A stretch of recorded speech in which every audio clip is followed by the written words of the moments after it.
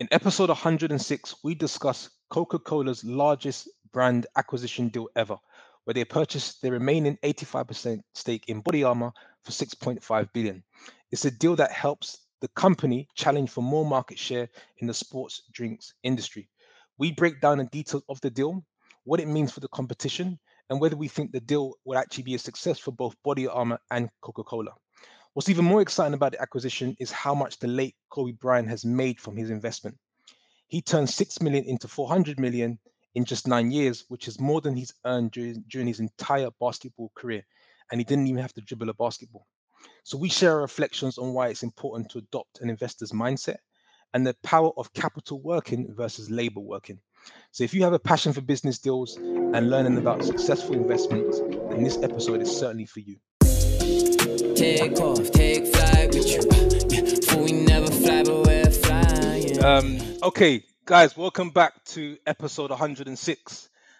Today we're talking about business deals, acquisitions, and an investment that's paid off very well for someone that is very famous, and that's to the late Kobe Bryant. So before we dive into the details and sort of share reflections on the deal itself and also what we've learned from the investment, without obviously further ado, how do you guys feel? Pete, why didn't you kick it off? The guy who always asks the question is normally the last, but why didn't you kick it off for us? How are you doing? So actually, I'm surprised it got back to me that way. I'm good. I spent the weekend with the family in Montreal. It's just above Geneva Lake, 2 hours from home, celebrating my birthday on Friday. So it was really, really good. Yeah. So it's happy another year. birthday to Pabilo Timbo. We've got another Another surprise year. coming up for the listeners, by the way. Yeah, exactly. So now it's good. Now a good time with the family. I was able to switch off. I didn't really make it public because I just thought I was gonna find myself responding to messages on that weekend, and then it was really, really good. Good food, good views. Still kept the routine. Good time. So Pete, did you? I was gonna say, did you use any French when you're out there? Especially Yeah, when a little you're bit. I use Olu's famous line, "La décision, s'il vous plaît." So actually, funny enough, I don't know. It comes to you, right? If you're in there for if you're there for a day or two, you don't think you remember those words, but or those phrases or certain lines. But now it was all right. It was nice. It was nice. I found myself using French back in Basel, and I thought to myself, this was German."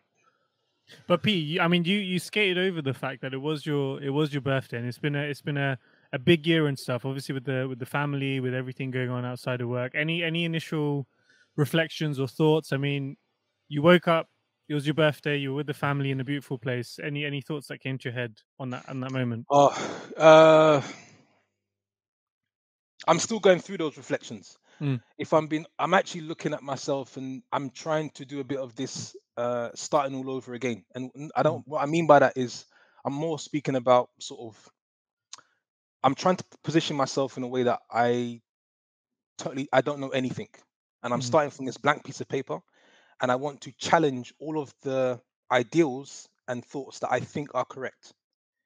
Everything: property, investments, mindset, and that's what I'm reflecting on right now. So it's quite powerful because everything that you believe, you're challenging, right? So you're kind of betting on yourself, but then betting against yourself and saying, okay, what do I want to do for the next 12 months? So I've never done that before, or I've never felt like that. So that's something which I'll share once I've kind of concluded, when we catch up and talk. Man, we're looking forward to hearing more about those reflections. And for any of the listeners, in case you didn't know it was Pabilo's birthday, then this is your chance to drop him a message and wish him happy birthday. In case you've forgotten, by the way. Well, actually, on that note, Olu, how are you doing? You got any surprise news for us? Nah, it was a normal weekend. Not joking. Similar to P, I celebrated my birthday this weekend as well. So happy birthday on Sunday, Mr. Olu. Scorpio. So this weekend, it's a great weekend. Was able to complete on the property investment. Pick up the keys.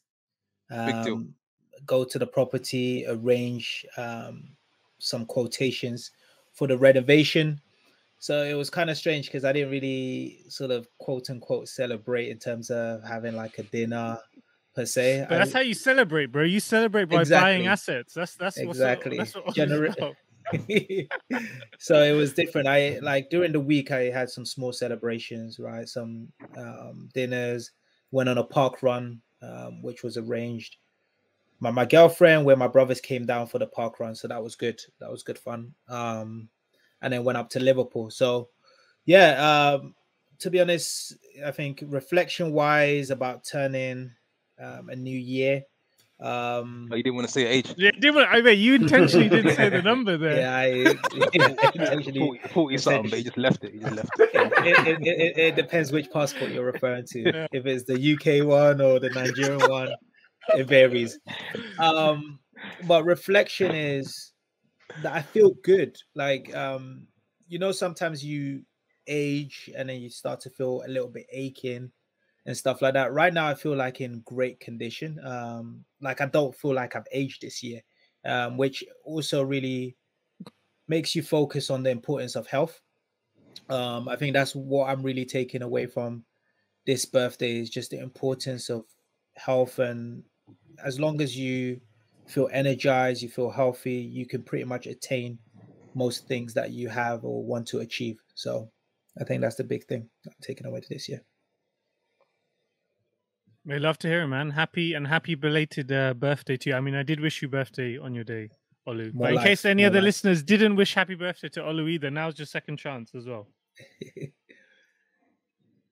Daniel, how are you? Daniel, Me, I'm good. was it your birthday as well? No, that was my birthday. Yeah, my birthday. No, my birthday's gone. Nah, I'm doing well. It's been a busy week. You know, crypto's been wild. Markets are crazy, 24/7. But you know, have to give out the free gems. Give out the free gems. Gem, you gave one. I think you gave one. They're waiting for the rest. Oh, really? One, because someone actually responded and said, "Oh, you're right on 3 others as well." But it's okay. It's the tensions in the detail.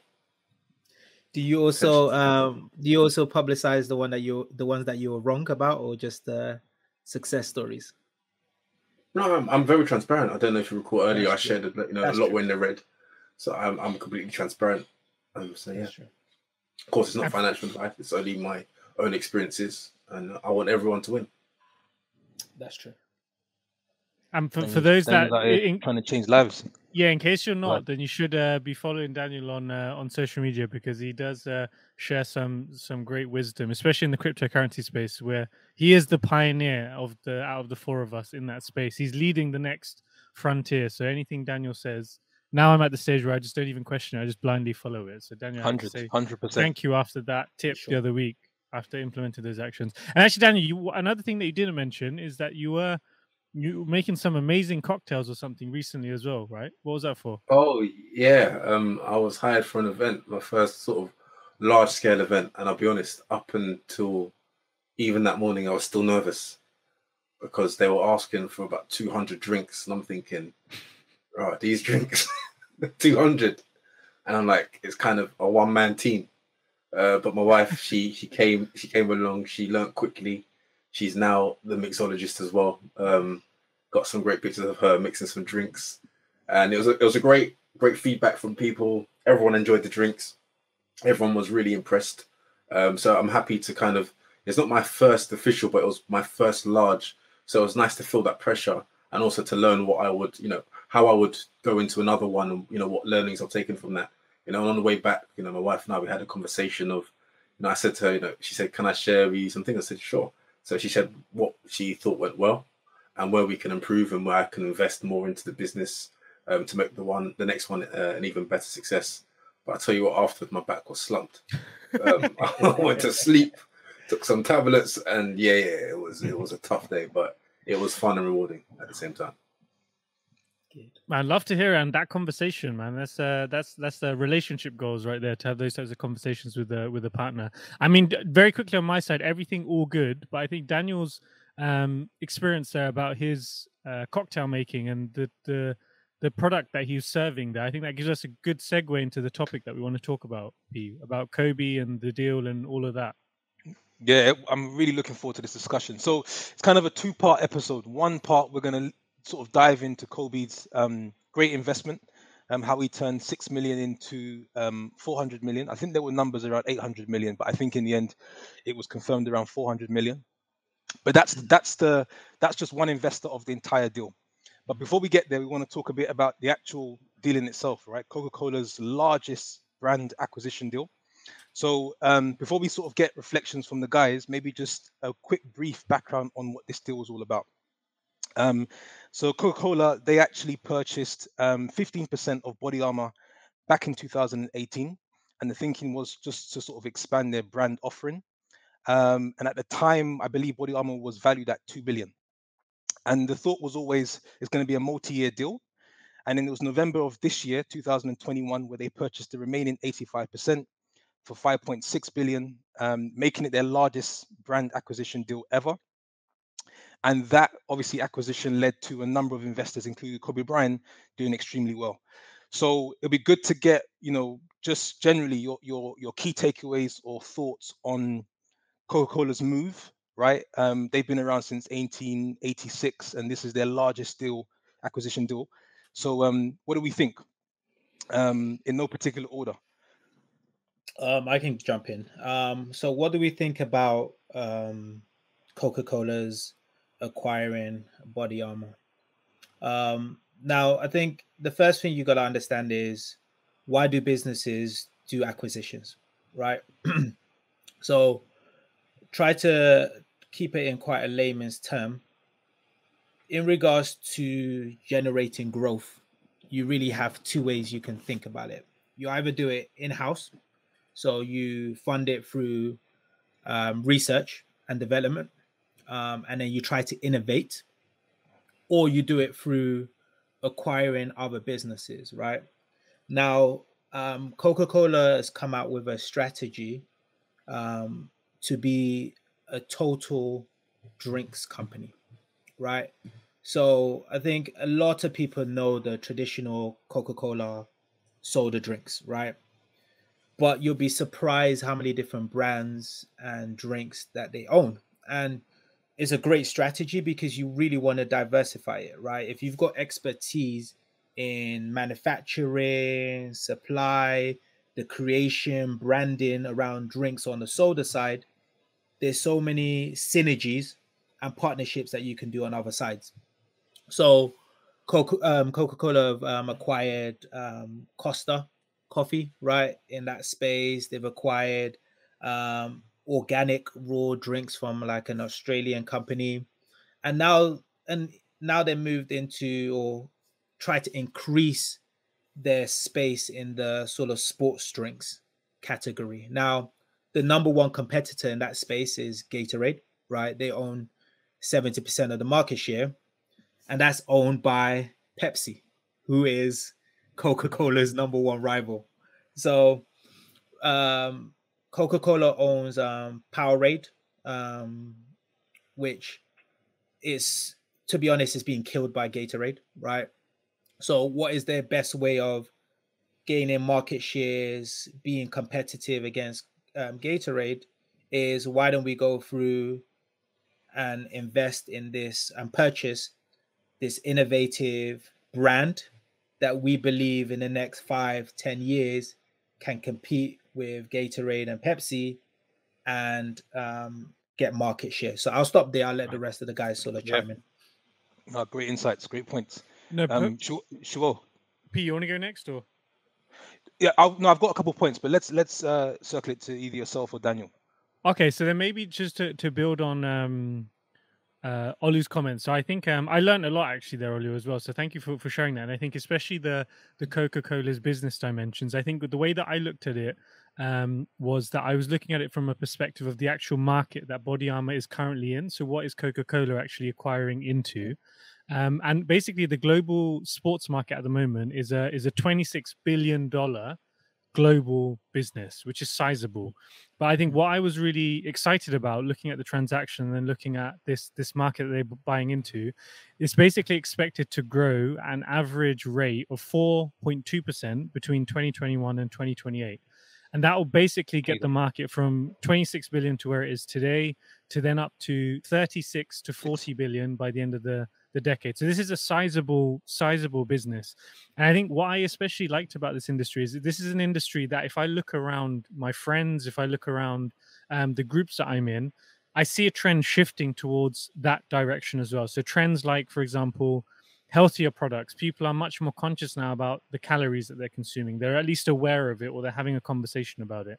I think also the amount of physical activities that we're all doing, this needs to be fueled by something, whether you're working out at home or if you're going to the gym more. And then we as a consumer, I think we're also starting to love brands with a story. And the fact that Kobe, I mean, rest in peace, but he is attached to this brand, I think that in itself has a value to it as well, which will live through beyond his investments, which I know we'll talk about later. So I think if you couple that with Coca-Cola's size that Olu has mentioned and competitive advantage with this particular segment in the industry, it's a super exciting move. I would just say, to add, without reiterating many of the great points that have been shared, when you think about Coca-Cola, when you think about what they're doing, as Ollie alluded to, you acquire to try and gain market share. With Gatorade being, the market leader, roughly 70%, the only way to do it is, if you can't beat the competition, you have to buy the competition. And buying Body Armor was a way to sort of do this. But at the same time, I think that it's also was premeditated. I think Coca-Cola knew at some stage they were going to buy Body Armor. I think even Body Armor may have set out to be acquired in the future. When you look back at the co-founder, Mike Repo, he founded Vitamin Water, Smart Water, and energy brands, all which are now owned by who? Coca-Cola. So it's by no happenstance that it's acquired by Coca-Cola. It could have been created, to compete with Coca-Cola, and at some stage be bought by Coca-Cola or even PepsiCo.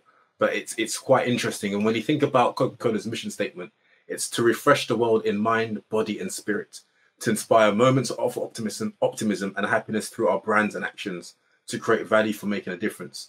And when you tie that now to a sports drink, a sports brand in this whole multi-billion industry, people, as Joel said, are more conscious about what they're putting into their body. So it sort of ties into that refreshing the mind, body, and spirit. And I'll pause there. Yeah, Daniel, I love that you pulled that point out, because I think that was for me also one key takeaway, which was you've got this co-founder, Mike Repo, who actually, as you mentioned, has done this before, right? He's partnered with the likes of 50 Cent and other celebrities to wrap around vitamin water and then get that sold. I think it's like 4 billion to Coca-Cola. And he's now doing the same thing again. So that the learning there for me was almost like harnessing a skill set that you can basically repeat, right, and do again.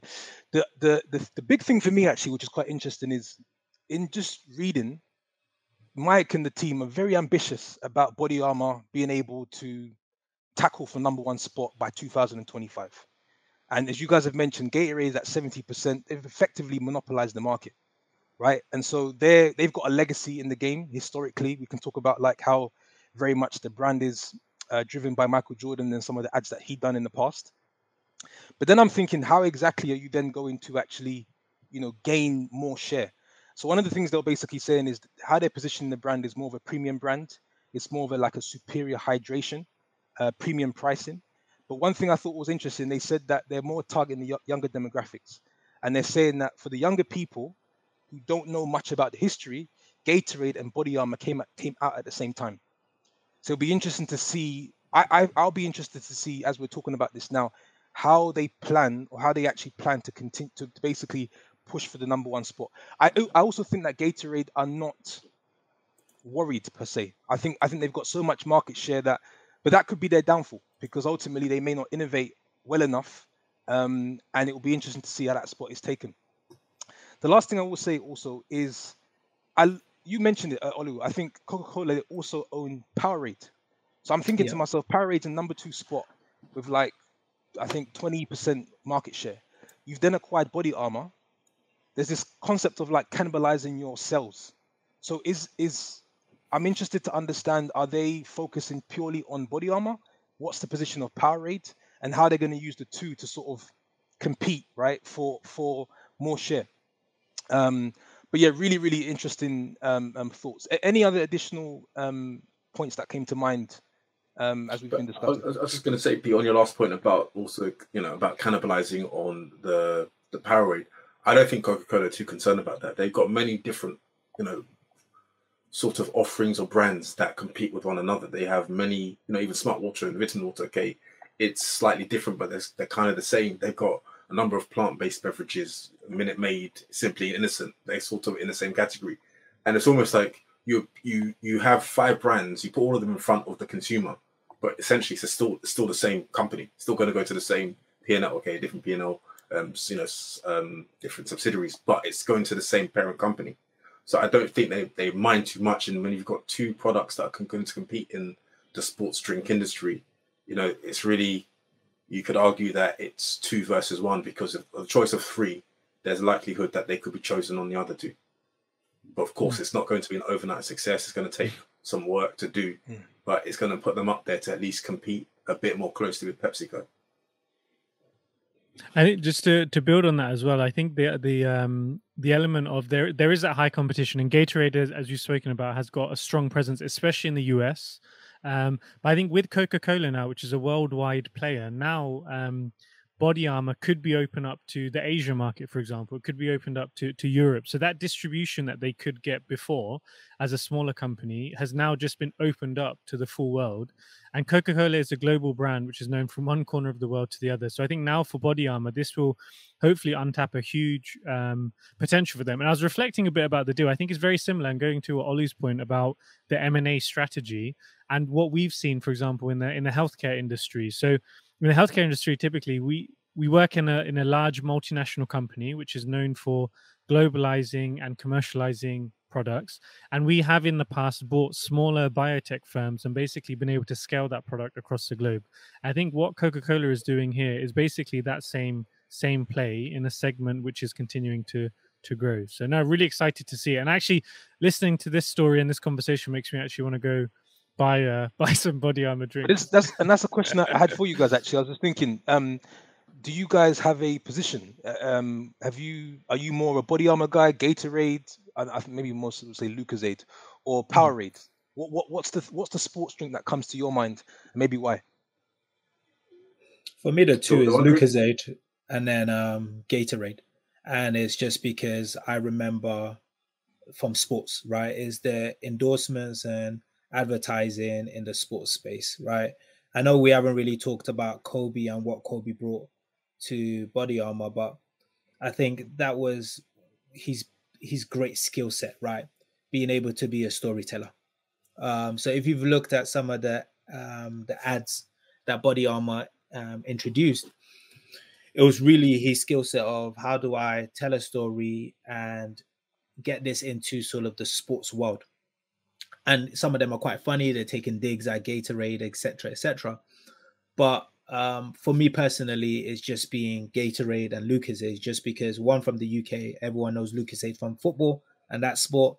And then American, if it's NFL or basketball, you're used to seeing Gatorade.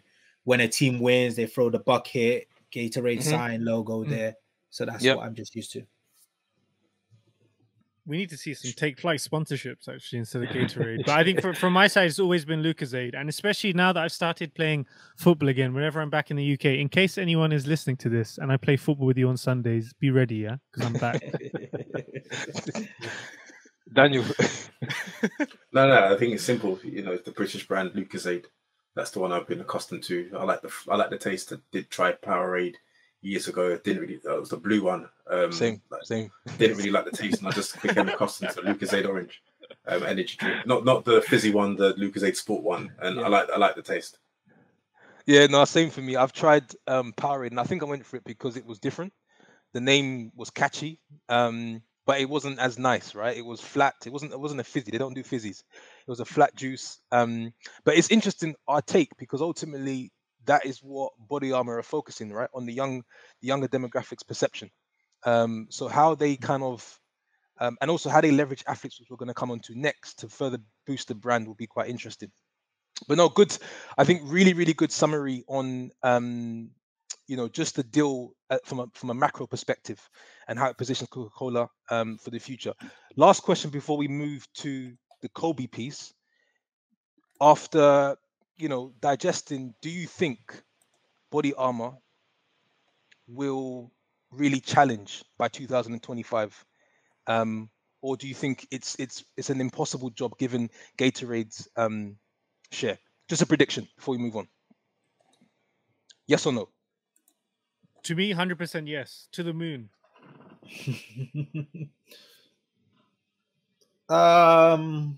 Yes, yes, they'll close the gap. I don't think they'll be the market leaders, but they'll close the gap for sure. Yeah, yeah, I agree.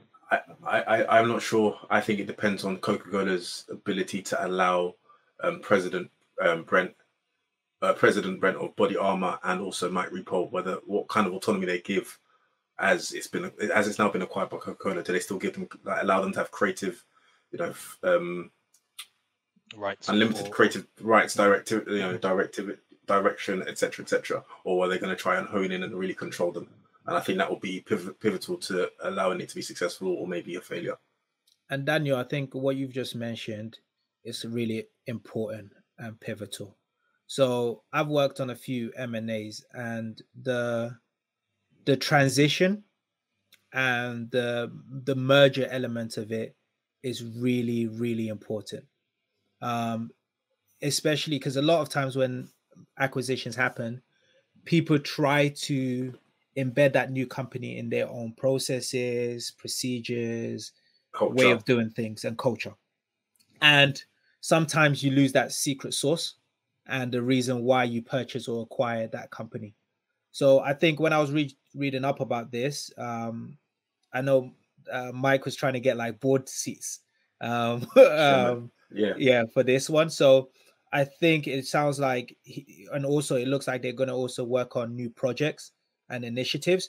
So this is why I think it's a great win-win situation for both parties, because Coca-Cola not only acquiring the drink company and the brand, they're also acquiring the expertise of someone that's proven multiple times, right? So, but like Daniel said, the merger and is really important. Do you isolate them and allow them to do their own thing, but leverage the big brand, or do you try to bring them into your culture?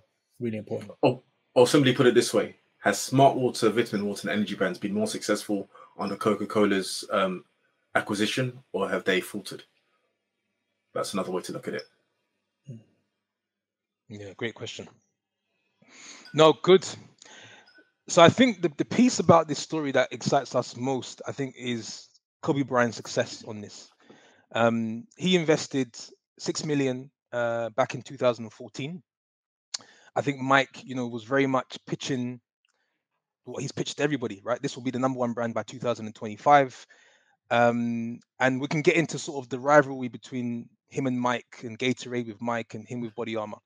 But he, as a result of that deal being acquired by Coca-Cola, it's meant that Kobe Bryant and his family have pocketed 400 million from this deal.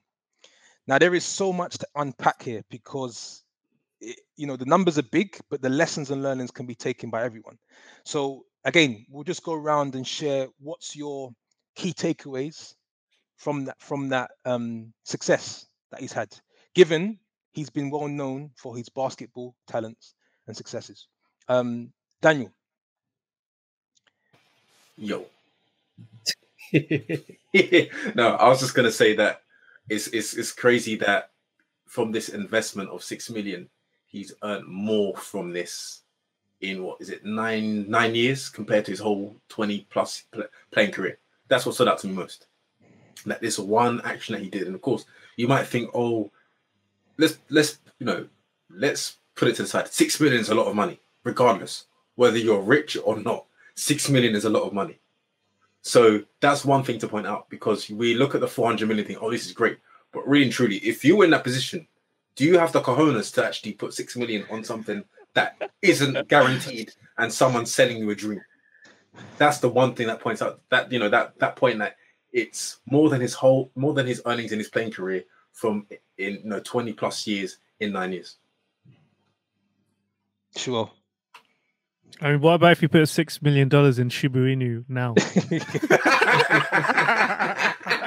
Exactly. I'll get It's all, half within 2 weeks. it's all relative. Go ahead. But I mean, I think for me, a couple of reflections. I think one, I think it's a testament of who Kobe Bryant was as a player. Like, he always had this David versus Goliath style, almost like always wanting to work hard, known for his work ethic, and probably the fact that this was a small, plucky company going against Gatorade, I would assume actually would have made him even more motivated. If we think about the fact that he had never been in the production space, for example, and before he passed away, he put together an animation and won an Oscar. I think this is a guy who likes to go big and go against the grain. And I would assume that it probably was a great opportunity. And I think building a little bit on Daniel's comment, by looking at it from the other side, I think probably he had to play 20 years to be the brand that he was, to then get that type of opportunity as well. So I think looking at the years people put in and then seeing how much they make from another investment, I think it's fair to look at it like that, because it shows you where the priority should be. But I don't think we should discount the work that it takes to get into those positions, to be given those opportunities as well. So hopefully Take Flight podcast is our version of the NBA, and a few episodes from now we'll get some type of deal coming this way, by the way. Love it. Olu. Couple of points. I think sort of echoing what Shual mentioned, where it's around access. Not everyone's access is the same. So even though we're talking about 6 million, even if it was £1,000, right, is not everyone has the same access to the same deals. So I think that was based on his brand, like Shual mentioned, but it's also based on his skill set and what he brings to the table. So it's not only financially, especially with these early stage types of investment, is also what else do you bring? So it could be just your brand, but with Kobe's sense, it was more his storytelling and ability to sell a story and marketing. That was what he was known for, right? And then the second one is really around the importance of holding. I think our generation has been really focused on yearly returns, right? And this shows the importance of investing, putting something away for 7 to 9 years, and then being able to reap the benefit. And knowing Kobe, and if Kobe was still alive, I know he wouldn't cash out. He probably would be like, yo, put that in shares and let's go again, right? So it's just the importance of holding for the long run. Yeah, no, I love it. I want to just double down on Shual mentioned. I would love to have known his mindset at the time of making that investment, because one of the things I was picking up was Mike was talking a little bit about how Gatorade never evolved. They were still basically living off the branding "Be Like Mike," and I can see Kobe sitting there saying, "You've got this very small player, underestimated. Mike is basically my big brother, but we compete until the very end. So I'm gonna basically put my backing behind this and see where it goes." And I almost felt like he took the rivalry from the courts into the boardroom and said, "Look, let's go again." So that's one thing. The mindset he did a few interviews, in fact, about Gatorade and why he acquired them. And you're right. Part of it was in terms of innovation. Body armor, you mean? Sorry, body armor. Sorry. So he did some interviews where he said, look, the importance of innovation is key. Like he mentioned, Gatorade hasn't changed what they put in a bottle from God knows how long, right? And we are innovated, we are healthier, all of these different metrics in which he felt. And I'm sure, which he also mentioned, is he could see where they can leverage his skill. For him, it's not about money. I think you reach a point where it's not just about, hey, let me give my money, let me hope for something to increase. He said, and I saw another interview where he said, invest in stuff that you understand and know. What is better than, look, I've played in the sports world. I understand what this should do to my body, how it should improve my body. And guess what?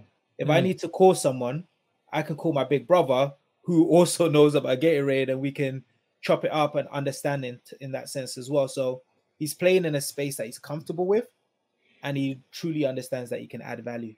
Yeah. Great point. The thing that jumped out at me, and there's a I really highly recommend people to watch this if they haven't.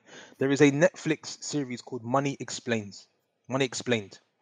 And there was a line that has stuck with me ever since, and it was about it's looking at high net worth individuals and how people move their money and how money works.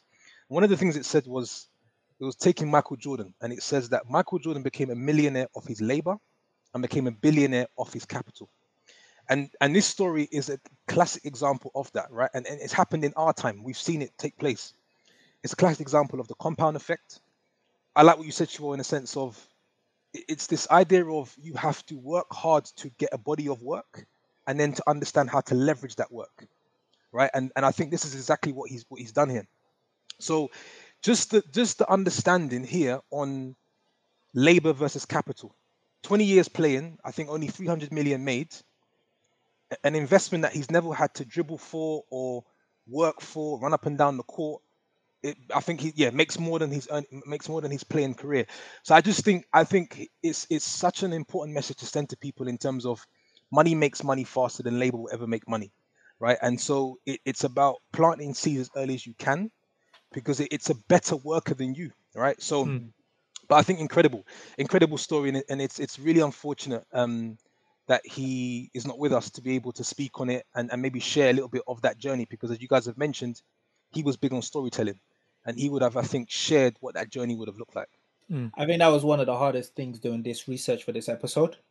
Watching his videos and seeing that, okay, wow, this guy, what he could have been, even though he achieved so much in his lifetime, but what more he could have achieved, it would have been crazy. In terms of the investment world, he would have been our generation of Mike in terms of how successful Mike is in terms of investment. I think what was also a nice touch is I think when they announced this deal, they actually announced it at 8:24 in memory of Kobe. Oh, wow. So I think that also shows the impact that he made on that organization, where it was beyond the financials. I'm sure behind the scenes, if he was applying 10% of the work ethic he had on the court in their business, no wonder they popped off as much as they did. Sure. I was reading a little bit on Mike. Mike said what he looks for in people. One of the things he said he looks for is sore losers, people that can't. Yeah, and I think Kobe's probably a great person for that. The other reflection I wanted to share was the message around you're not just one thing in life. You're not just in one box. Kobe made an illustrious career on basketball, but that's not who he was only, right? And he was determined also to say, if the next 20 years of my life is not more successful than the last 20 years, then I failed. So he went into, this investment world, and we can get into other investments, and has succeeded there as well. So I like that message for us in our community in the sense of you're not just a 9 to 5 for the rest of your life. There's other things you can get yourself into that you should also be doing, right? It's not like the sense of I can only do one thing. So I think that's a beautiful message also to just further internalize. Any further reflections and maybe just some words around his other investment plays that he also put together.